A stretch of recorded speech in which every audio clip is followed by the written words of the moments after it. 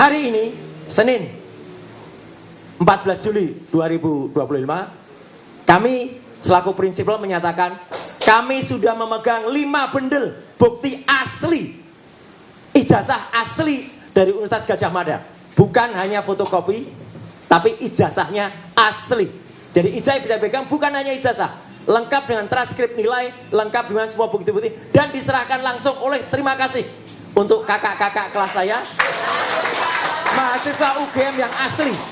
Dan itu adalah dari Fakultas Kehutanan yang lulus angkatan 85.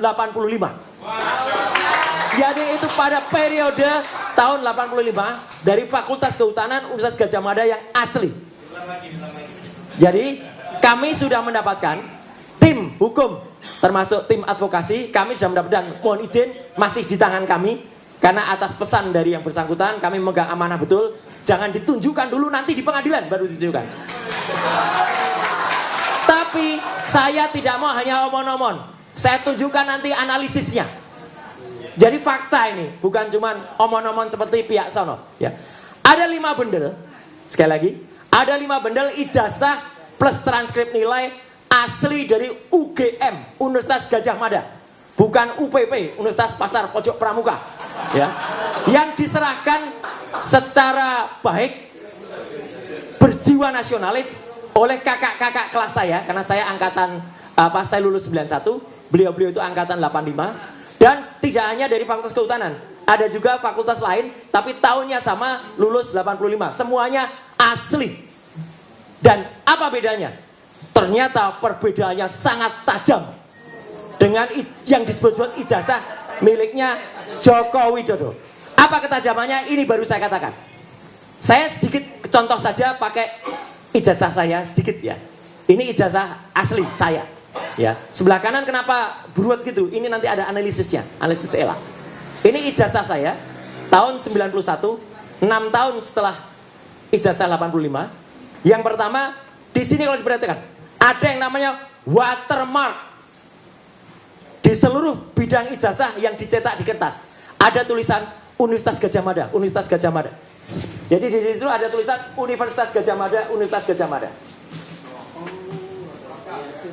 Tidak ada di ijazah ini. Clear. Kehabisan tinta itu mas.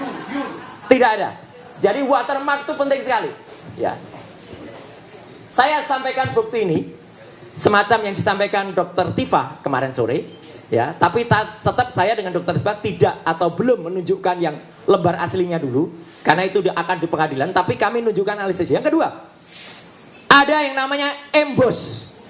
Itu dikatakan juga di Refli Harun oleh Dr. Tifa. Embossnya ada di mana? Nanti saya ceritakan embossnya. Jadi emboss itu ada logo Universitas Gadjah Mada. Dan itu tidak bisa dibuat di Pasar Pramuka. Nggak mungkin. Ada emboss yang ada di situ, nembus sampai belakang. Yang ketiga, ada benang kertasnya. Jadi kertas ini genuine. Ada benang kertasnya. Saya bisa tunjukkan di ijazah asli milik saya. Mohon maaf kalau Anda lihat nama saya kok tidak mirip ya. Kok di situ terbaca Suryo Udoro. Kan saya Suryo Noto Dibrojo. Iya.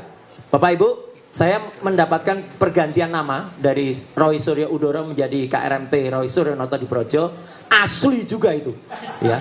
Dari Keraton Pakualaman. Keraton Pakualaman dan Keraton Jogja gelarnya tidak bisa dibeli. Asli. Lain dengan seseorang dari Pasar Pramuka yang tiba-tiba jadi KPH. Kanjeng Pangeran Haryo. Pangeran Haryo dari mana dia? Ya, atau ada orang yang tiba-tiba namanya Pangeran Mangkubumi. Pangeran dari mana dia? Ya. Nah, itu ya. Jadi jangan menyoal soal nama. Yang ketiga, ada logo di tengah. Dengan tinta tertentu. Yang tinta itu unik. Kadang-kadang tinta itu tembus sampai belakang kalau yang di aslinya. Karena tinta itu terbuat dari barang yang mahal. Itulah kalau ijazah asli. Dan yang kelima, ijazah saya sudah tidak ada. Tetapi di ijazah tahun sampai dengan tahun 85 memang masih ada yang namanya meterai. Meterainya nilainya tertentu. Kalau nilainya salah berarti ijazahnya palsu. Tahun 85 nilai dan warna meterainya adalah tit. Saya sembunyikan dulu untuk bukti nanti di pengadilan.